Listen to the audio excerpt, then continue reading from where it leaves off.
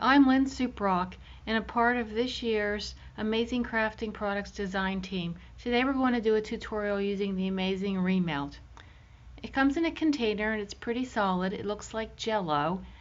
Smells a little bit like Jello too. It's kind of sweet, but it's a solid piece and it's somewhat flexible. We're going to get some buttons and then I'm going to put them in that Remelt container with a little bit of hot glue. I'm going to hot glue the bottom of the buttons and then I'm going to press them firmly into the bottom of the container. I'll do that for all of the buttons. And then I'm going to use some Illuminlight's mold release. It's a liquid material that allows you to easily brush on and that enables the remelt to pull off easier. Or you can also use this when you use the amazing mold rubber products or even the mold putty products. It's a cool thing. So I do all of the buttons and then I take the remelt and I have an old mold putty container and I'm just going to throw a few cubes into that. I'm going to use sharp scissors, cut them apart like Jello cubes, fill that up, and then I'm going to microwave this. It's a microwavable container if you do it on slow power. I do about every 5 to 6 seconds. I stop my microwave and I stir it with a stir stick. And I only had to do it twice for like a total of 10 or 11 seconds. And this remelt did melt without bubbling. You don't want bubbles, so you just want to barely get it to melt. And then you're going to pour it. I'm pouring it over my buttons to cover them completely. Just like that. Okay, then I'm going to put it in the freezer and let it solidify. And that hastens the project and it also makes the container cool. So it's cool to touch and it easily pulls away. It solidifies in a few minutes. So after several minutes in the freezer, you just loosen this up around the sides and then you can easily get your thumbs in there, your fingers, and pull that out. You'll see one of the buttons stuck on the bottom. It pulled out itself, but then you can easily remove the other buttons.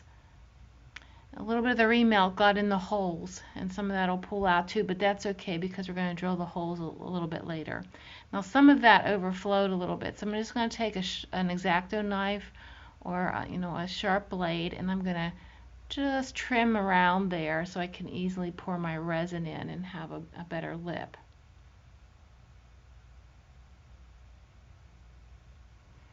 Alright, what I'm going to do is add some color to my buttons initially. I'm going to use Illumidust powder. It's a little bit of a shimmer and I'm going to use an artist brush and apply it to the bottom of the remelt. I'm just going to arbitrarily put some colors in there. I think I have a pretty blue color. And I'm probably going to use a purple, maybe a third color, and just kind of mosaic or apply it as to have maybe an opal effect.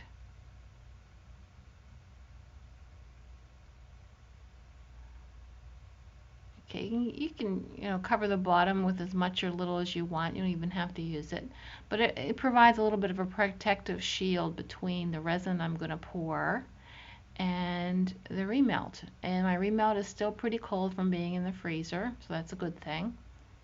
I'm going to use a little bit of this red. It's a new powder that I got, and I'm anxious to see how that turns out. So mix it in there a little bit between and around the blue. So there's an intense red here and a bright blue, and then I'm going to add a little bit of the purple. This is my favorite part. It's like painting with pearls or painting with powder. Okay, my last bit of color.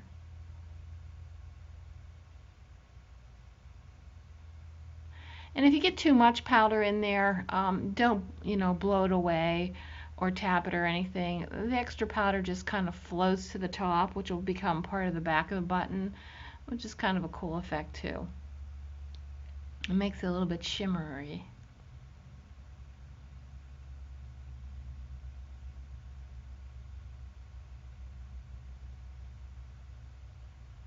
Okay, once I figured I'm finished here, move those aside, and then I'm going to get a little bit of the, looks good, a little bit of the metallic powder, and I'm going to use gold, and I'm going to mix it with amazing casting resin. This resin is the kind that sets up in 10 minutes. It goes pretty quick. So I'm going to pour the powder in part A and stir it, stir it, stir it. And then I'm going to come back and put part B resin in and keep stirring. And then I'm going to pour it. Kind of went fast through that step, skipped it, but just pour it right in. And you have some extra left over, so always have an extra mold so you don't waste any. Alright, and then I'm going to loosen them up after that's hardened in about 10 minutes. They do get a little bit warm when it hardens with this casting resin. That's why I had put this remelt in the freezer to have it cold to begin with, so the melting doesn't distort the shape in the remelt of my buttons. If you don't do that, there is a little bit of a change that will occur, or distortion. It's or like melting like jello, so you don't get the details of your mold. Okay, this one stuck to the inside of the button, which is no problem. I'll just peel it out. This remelt is reusable, so just plop it off to the side. Okay, and there you have those 4 buttons. They look pretty cool. Okay, I'm going to chop the remelt up for later. Just cut it with scissors, and I can use it again. It's as easy as that. Okay.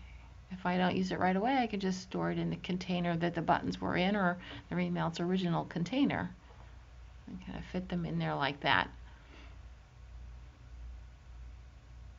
You can see my holes have been covered, and there's also a little bit of roughness on the edges there, so I'm going to sand those down. Use a metal file or use a sander. Wear a mask if you're going to use an electric sander. But then after I've sanded them all up and drilled holes through the button holes themselves where the thread's going to go through, they look pretty cool. I think they turned out pretty nice. They're unique.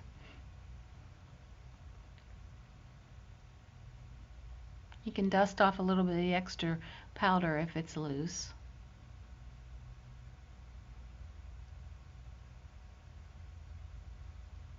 All right. Thanks for watching the tutorial.